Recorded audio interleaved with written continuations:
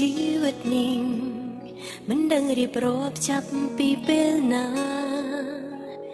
គ្រាន់តែដឹងថា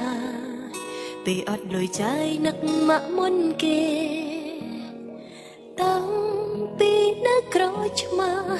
តែងស្រែកថាតូចចិត្តពេលម៉ាំងជេរអ៊ូមិនដែលទំនេរគឺម៉ាក់តែងតែតាមមើលពីក្រោយពេលភ្ញាក់ពីគេគឺឮសំឡេងទេសនាគ្រប់ពេលសំឡេងម៉ាក់ជេបែរជាពីរោះដោយចំរៀងហើ